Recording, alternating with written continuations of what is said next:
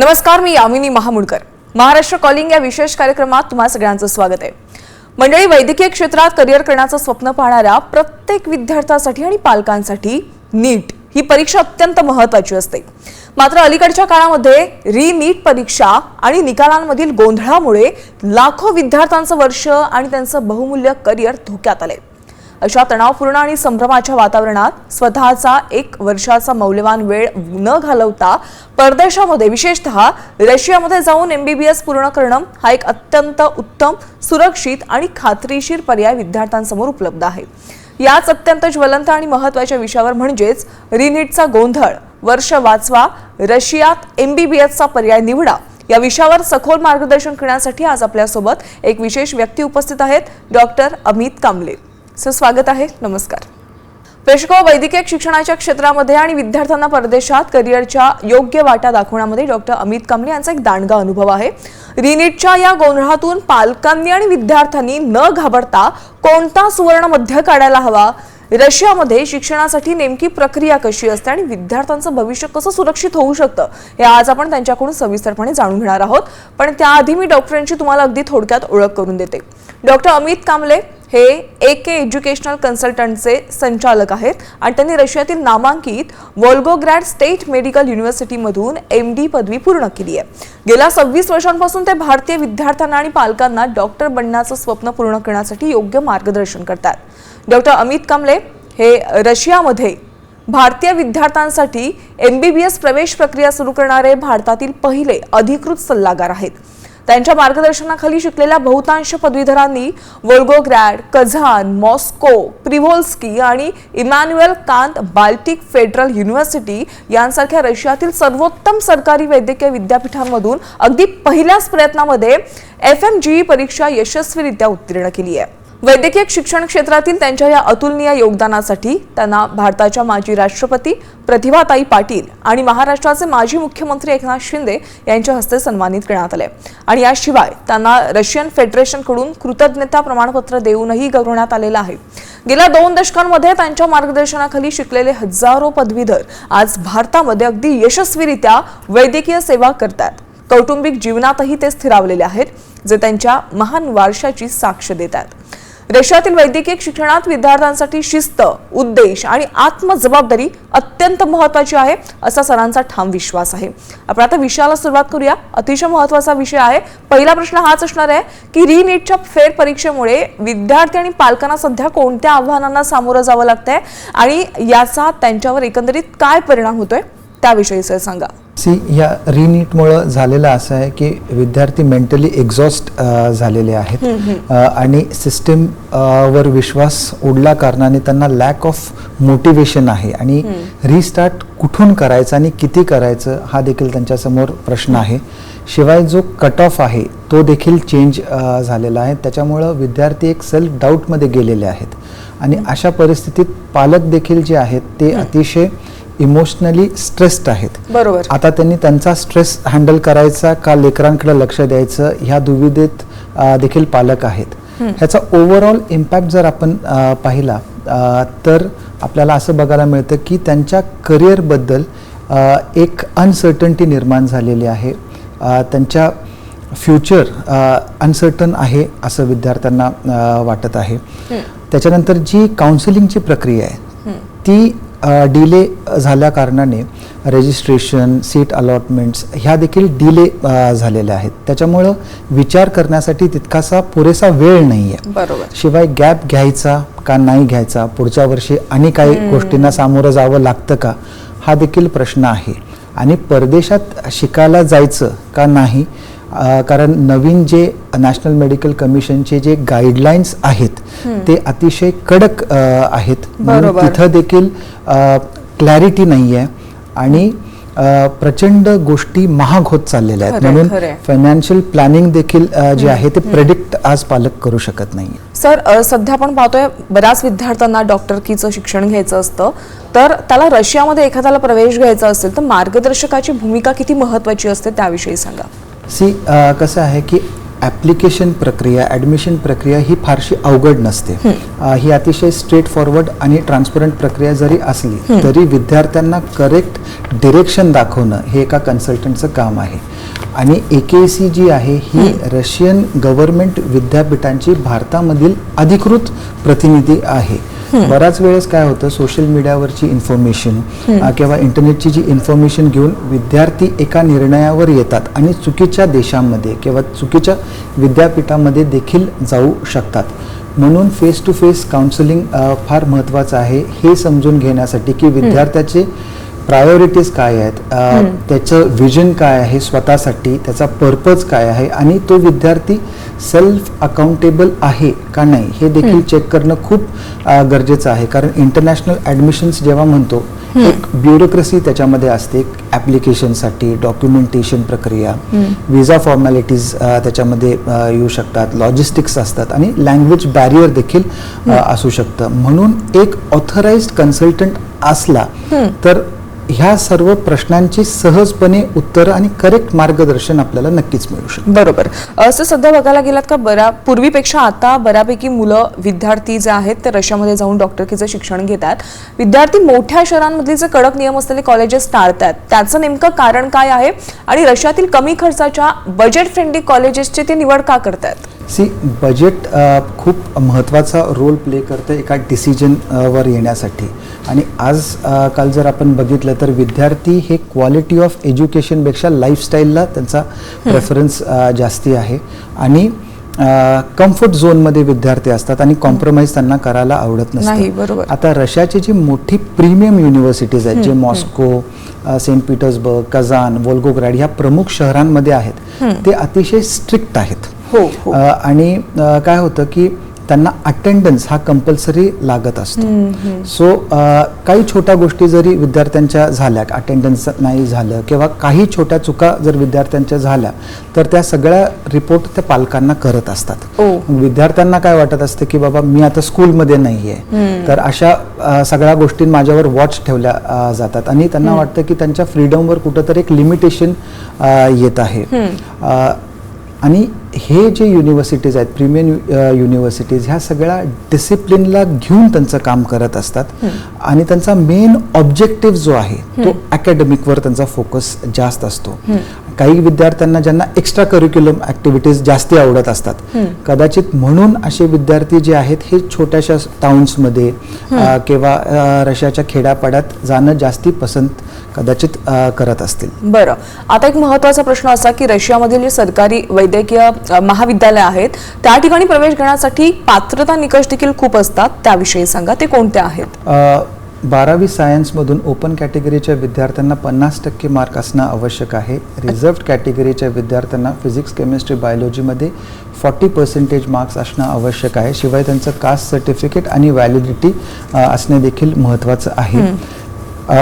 सर्व विद्यार्थी हे नीट क्वालिफाईड असणं गरजेचं आहे. 2026 चा नीटचा जो स्कोर आहे ओपन कॅटेगरीच्या विद्यार्थ्यांसाठी 213 मार्क्स असणं आवश्यक आहे. रिझर्व्ड कॅटेगरीच्या विद्यार्थ्यांना 177 मार्क्स असणं गरजेचं आहे. नीटचा निकाल जो आहे हा 3 वर्षासाठी अब्रॉड युनिव्हर्सिटीसाठी ग्राह्य धरला जातो. म्हणून 2025 मध्ये आणि 24 मध्ये जे उत्तीर्ण झालेले कॅन्डिडेट्स आहेत ते देखील अप्लाय करू शकतात. 2025 मध्ये ओपन कॅटेगरीच्या विद्यार्थ्यांना आणि 2024च्या विद्यार्थ्यांना देखील अप्लाय करता येईल. मात्र जर विद्यार्थी क्वालिफाईड नसेल तर मात्र त्यांनी परदेशात जाणं टाळलं हवं. सर, बऱ्याच विद्यार्थ्यांनी सुरुवातीला भारतामध्ये प्रयत्न केलेला आहे प्रवेश प्रक्रियेसाठी, पण भारतामध्ये समजा प्रवेश मिळण्यास एखाद्या विद्यार्थ्याला उशीर झाला, असा विद्यार्थी रशियामध्ये त्याला एखाद्या सर्वोत्तम आणि टॉप सरकारी कॉलेजमध्ये प्रवेश मिळू शकतो का? रशियाचं आणि इंडियाचं अकॅडमिक कॅलेंडर सिमिलर आहे. फक्त यावर्षी नीट रिनीट झाल्यामुळे झालेला असं आहे की ते कॅलेंडर शिफ्ट झालेलं आहे. म्हणून जे काउन्सिलिंग राऊंड्स आहेत ते देखील डिले झालेले आहेत. जे प्रीमियम युनिव्हर्सिटीज आहेत त्यांचे जे अकॅडमिक सेशन ते युजली सप्टेंबर महिन्यामध्ये आणि ऑक्टोबर पर्यंत सुरू करत असतात. म्हणून तिथं लिमिटेड सीट्स आहेत. जर आपण ॲप्लिकेशन आता करत असाल तर कदाचित आपल्याला ते युनिव्हर्सिटीज मिळू शकतील. मात्र काउन्सिलिंगचे पूर्ण सगळे राऊंड्ससाठी जर आपण थांबणार असाल आणि नंतर जर एक्सपेक्ट करत असाल की आपल्याला प्रीमियम युनिव्हर्सिटी मिळणार तर तसं शक्य होणार नाही. कारण अशा वेळेस आपल्याला सब स्टँडर्ड जे छोट्या शहरांमधले किंवा टाउन्समधलेच कॉलेजेस मिळणार आहे. बरं, आता भारतामध्ये रेनीटची परीक्षा झालेली आहे. आता रेनीट नंतर रशियन विद्यापीठांमध्ये तिथे प्रवेश देण्यासाठी काही अशी त्यांची स्वतःची काही स्वतंत्र प्रवेश परीक्षा देखील असणार आहे का? हो, आता रिनीटमुळं काय झालेलं आहे, प्रीमियम युनिव्हर्सिटीज ऑलरेडी त्यांच्या एंट्रन्स एक्झाम घेत असायच्या बरं. आणि ज्या छोट्या शहरांमधले कॉलेजेस जे आहेत ते देखील एक फॉर्मल एंट्रन्स असायची किंवा एक ॲप्टिट्यूड टेस्ट असायची. प्रीमियम कॉलेजेस काय करत आहेत की फिजिक्स, केमिस्ट्री, बायोलॉजी आणि इंग्लिशची एंट्रन्स एक्झाम घेत आहेत आणि जे विद्यार्थी त्याच्यामध्ये उत्तीर्ण होत आहेत आणि त्याच विद्यार्थ्यांना ते प्रवेश देत आहेत. शिवाय त्या उत्तीर्ण झालेल्या विद्यार्थ्यांमधले जे टॉपर्स आहेत त्यांचंच ते सिलेक्शन करत आहेत. काही विद्यापीठ असे देखील आहेत की उत्तीर्ण झालेल्या विद्यार्थ्यांना एक सेमिस्टरची जी अमाऊंट आहे विद्यापीठाची ती देखील फी जमा करावी लागते आणि मगच ते त्यांचा प्रवेश निश्चित करत आहेत आणि पुढच्या फॉर्मॅलिटीज कंप्लीट करत आहेत. बरं, आता डॉक्टर, पालकांसाठी एक महत्त्वाचा प्रश्न की पालकांना आपल्या मुलाला रशियामध्ये पाठवण्याचा निर्णय घेताना इतकं का कठीण जात आहे आणि भारतामध्ये प्रॅक्टिस करण्यासाठी नॅशनल मेडिकल कमिशनचे परदेशातून वैद्यकीय शिक्षण घेणाऱ्या विद्यार्थ्यांसाठी कोणते कडक नियम आहेत? काय होतं की 12वी नंतर आणि नीट नंतर इतके सारे ऑफर्स त्यांच्याकडे येतात की कोण जेन्युइन आहे कोण फेक आहेत पालकांना समजणं खूप डिफिकल्ट जातं. शिवाय सोशल मीडियामुळं असं झालेलं आहे की खूप सारे इन्फ्लुएन्सर्सचे देखील ऑफर्स त्यांना असतात, म्हणून पालक ह्याच्या सगळ्या प्रक्रियेमध्ये गोंधळून जातात.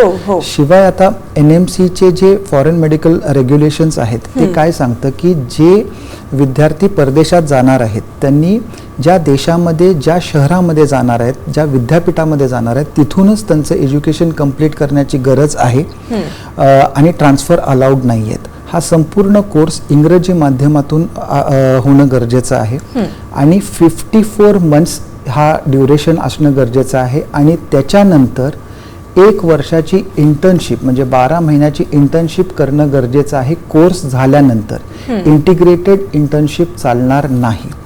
हे झाल्यानंतर भारतीय विद्यार्थ्यांना तिकडचं लायसन्स देखील ऑब्टेन करावं लागणार आहे. जसे लोकल विद्यार्थी त्या कंट्रीचे लायसन्स घेण्यासाठी जर त्यांना काही परीक्षा असेल किंवा इतर काही गोष्टी कराव्या लागत असतील तर भारतीय विद्यार्थ्यांना देखील ते करावं लागणार आहे.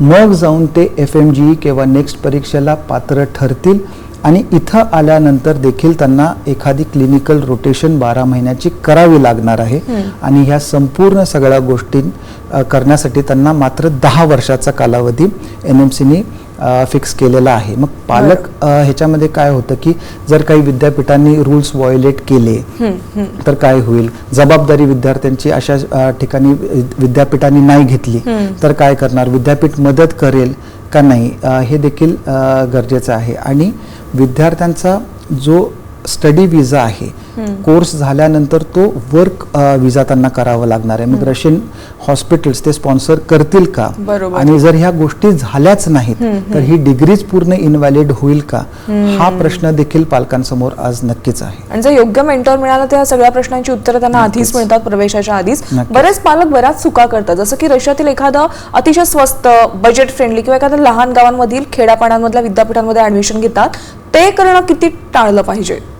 काय होतं की रशिया हा एक मोठा देश आहे पण तिथं पॉप्युलेशन अतिशय कमी आहे आणि मेजॉरिटी पॉप्युलेशन ही मेट्रोपॉलिटन सिटीजमध्ये राहत असतात कारण तिथं चांगलं एज्युकेशन असतं, तिथं हेल्थकेअर फॅसिलिटीज आहेत, कामानिमित्त व्यवसायानिमित्त लोक तिथं जात असतात. छोट्या शहरांमध्ये पॉप्युलेशनच कमी असल्या कारणाने जो पेशंट फ्लो तिकडच्या हॉस्पिटल्समध्ये आणि क्लिनिक्समध्ये असणार आहे तो कमी असणार आहे. त्याच्यामुळं तिथं विद्यार्थी जास्त असणार पण पेशंट कमी असणार, म्हणून विद्यार्थ्यांना क्लिनिकल एक्सपोजर प्रॅक्टिकल ट्रेनिंग तिथं मिळत नाही आणि न मिळाल्या कारणाने विद्यार्थ्यांना मग प्लास्टिक बॉडीज किंवा डमीजवर त्यांचा सगळा अभ्यासक्रम करावा लागतो, ज्याच्यामुळं काय होतं की त्यांना अपयश येतं FMGE सारख्या अवघड परीक्षेमध्ये. आणि जे बजेट त्यांनी इथं वाचवलेलं असतं जर विद्यार्थी फेल झाला तर त्याचे 6 महिने तो गमावून बसतो. शिवाय त्याच्या कोचिंगसाठी किंवा त्याच्या राहण्यासाठी खाण्यासाठी जे काही पैसे एक्स्ट्रा लागणार आहेत ते देखील त्यांना ॲडिशनल घालावे लागत असतात. म्हणून क्वालिटी एज्युकेशनमध्ये आज इन्व्हेस्ट करणं जास्ती महत्त्वाचं आहे. बरोबर. सो सध्या नुकताच झालेला FMG 2026 परीक्षेचा निकाल अत्यंत चिंताजनक लागलेला आहे. सगळ्यांनाच माहिती आहे फक्त 13% विद्यार्थीच उत्तीर्ण झालेले आहेत. त्यामागचं नेमकं कारण काय असू शकतं? अंदाजे जून FMG मध्ये झालेला असा आहे की 37,000च्या आसपास विद्यार्थी अपिअर झाले आणि 32,000च्या आसपास विद्यार्थी फेल झालेत. म्हणजे 12 ते 13% विद्यार्थी उत्तीर्ण होऊ शकले.